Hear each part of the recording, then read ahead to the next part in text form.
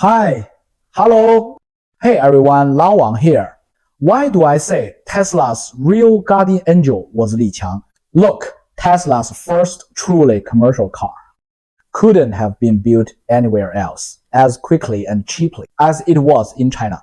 Anywhere else in the world, they simply couldn't have made that car because of cost union rules and the sheer depths of the supply chain, the full end-to-end procurement pipeline.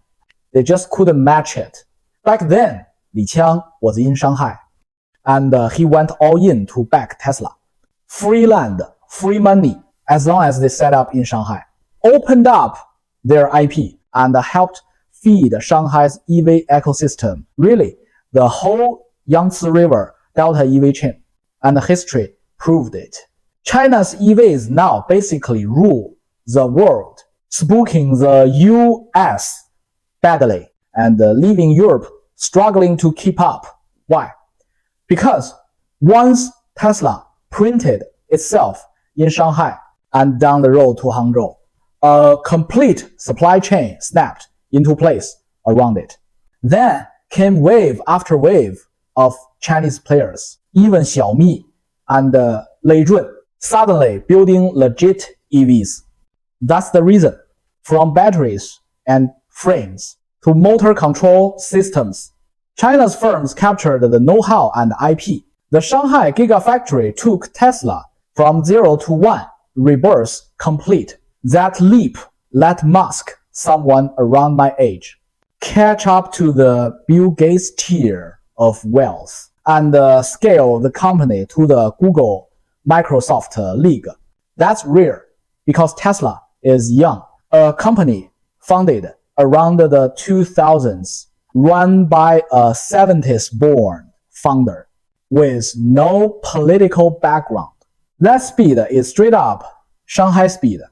So why is Tesla's stock now? Because at the end of the day, it sells cars. If you're a car maker, your dream gets priced like a car maker. Growth, margins, sales, new model cost, and addressable market. A mature playbook.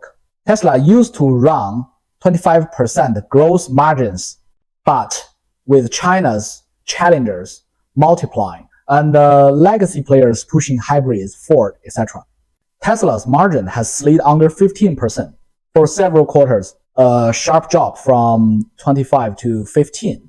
And the top line growth is slowing. Sales hit a plateau as a pure automaker that can't support a share price way above 100. $100-ish is the fair value center. If it's just a car company, call it the Xiaomi Lei Jun valuation logic. So why did it tank after the big event from around 260 to about 210, 220? Because paradoxically, that crash opened a portal, an entry point. If I wasn't worried about a bigger US market correction, I'd be building a position right now. Why? Because Tesla has something no peer can match. A live at scale AI data center backbone designed for building and deploying AI systems.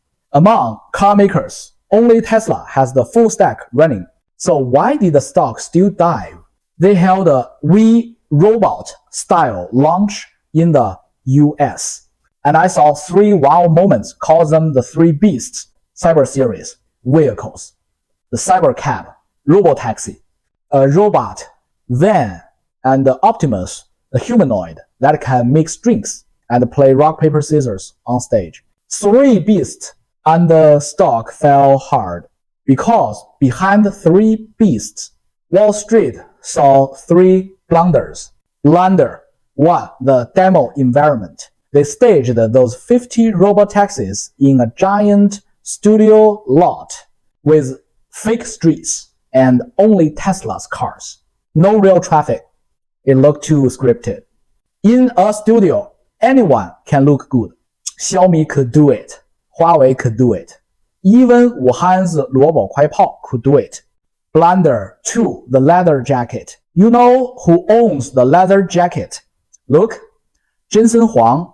Musk never needed that costume. Seeing him in the Jensen uniform made me laugh. Those jackets are pricey. Like $4,000 last I checked. Anyway guys, in leather at launches, looks try hard. Blunder 3. No timeline. He couldn't give a concrete schedule for Cybercab. No pilot this year. Streets next year. Scale the year after. Instead, a cautious, maybe 2027. Maybe does the damage Wall Street hates maybe. Hence, the 8.9% one-day drop. Call it a clean 10% for a tech name that big. That's a spanking and yes, potentially a setup for entry in a normal market. So why the volatility and what's Tesla really worth? Before we go there, a mindset reset. Don't praise or curse me or anyone based on whether you're long or missed the run. Analyze Tesla rationally, absolutely rationally, not as a love or hate binary. Based on your own PL. When you hold the stock, you can't hear any criticism. When you're back holding, everything looks like a scam. That's greed and fear talking, not judgment. Real wisdom, hold the shares, but don't let the shares hold your brain. And then admit this. Tesla has one truly non-replicable asset. Elon Musk himself, his superpower is turning dreams into shipped product.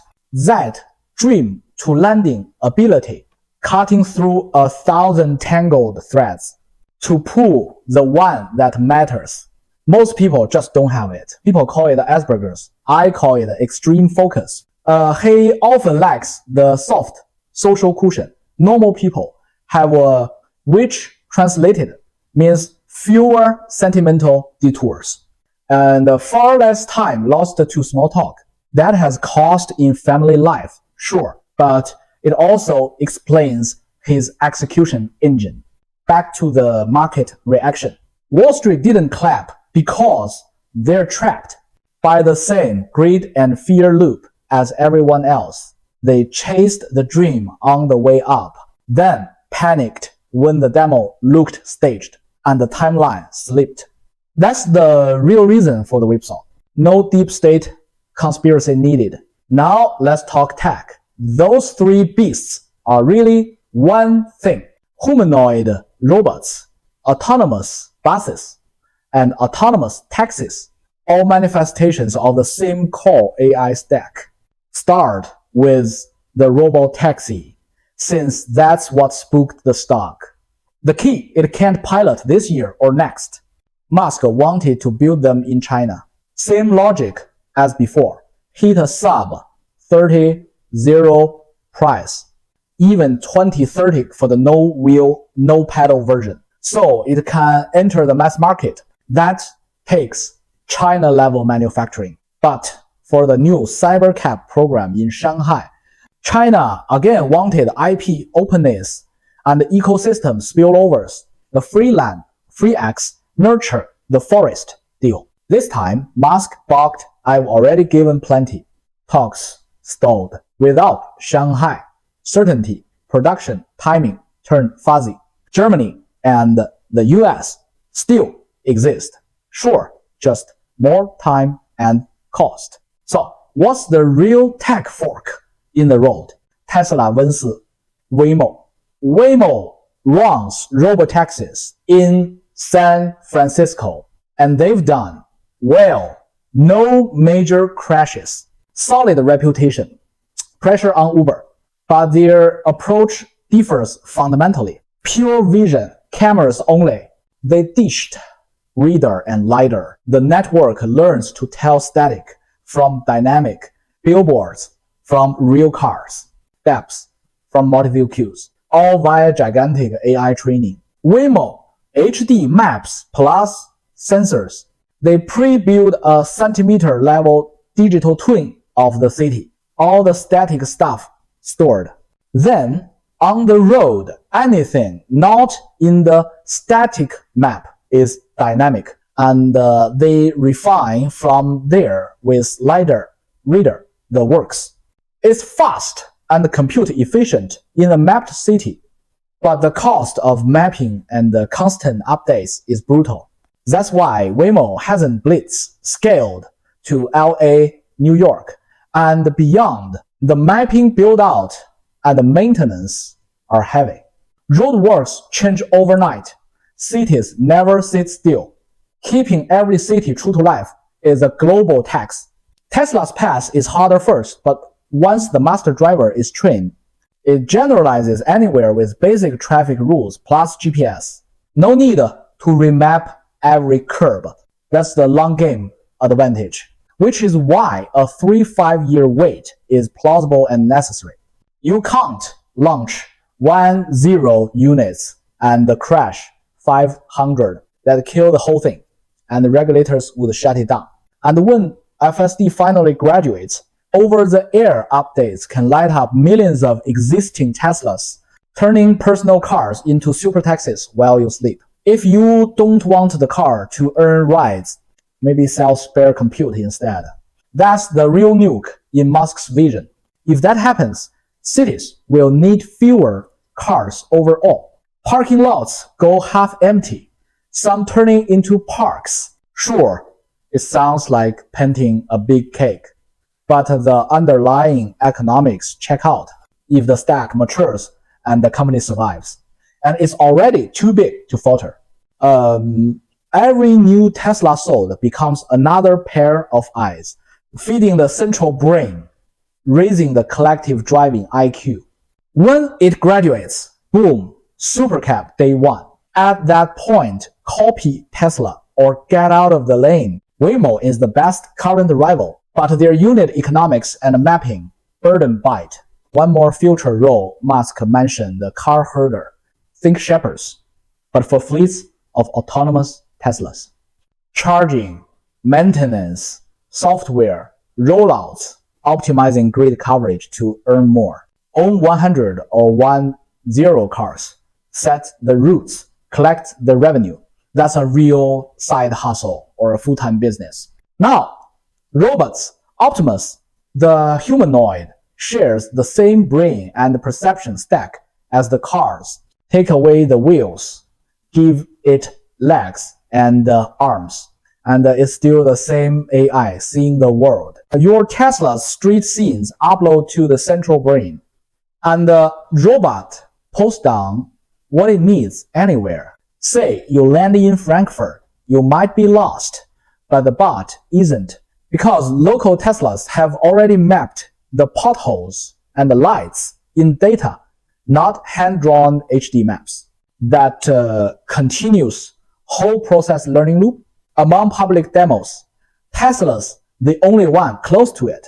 Most other robots are still script-bound, useful, but narrow. That's why I'm bullish on the company. Caveat: it all depends on Musk staying alive and in the chair.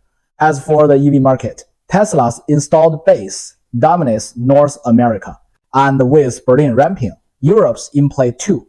So when Tesla fell 9% yesterday and Uber popped 11%, the market was basically gaming the day when robotaxis start rolling and who gets disrupted first. And here's what that really means for the next few years. If Tesla's robotaxi network actually goes live, Uber and Lyft's current model is toast. Drivers, gone. And the first movers who own fleets of Teslas will basically become mini Uber CEOs overnight. But let's not kid ourselves. Regulators will move slowly. Every city will want a piece of the oversight pie. And the insurance companies will rewrite the playbook. That red tape alone could stretch the timeline years. Meanwhile, Tesla keeps racking up miles. Every Model Y and the Model 3 on the road today is quietly feeding data back to the mother brain.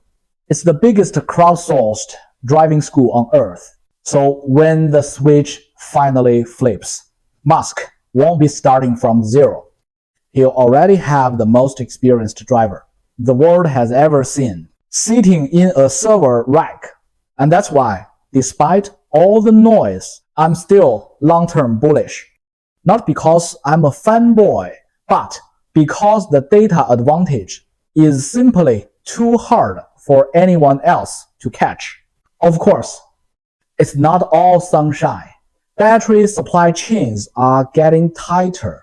Competition from BYD and other Chinese giants is heating up, and the global trade politics are a wild card. Any one of those could knock the stock around, but step back. Tesla's core play isn't just selling cars anymore. It's about turning mobility into a networked service. Cars, robots, energy storage, all powered by the same AI backbone. If Musk pulls it off, this isn't a car company. It's a 21st century infrastructure company that just happens to look like an automaker today. So my advice, keep your eyes on the long game. Trade the dips if you like, but don't confuse short-term drama with the real story unfolding underneath. That's it for today's breakdown. I'm Lao Wang, and as always, don't let your portfolio do the thinking for you. See you next time.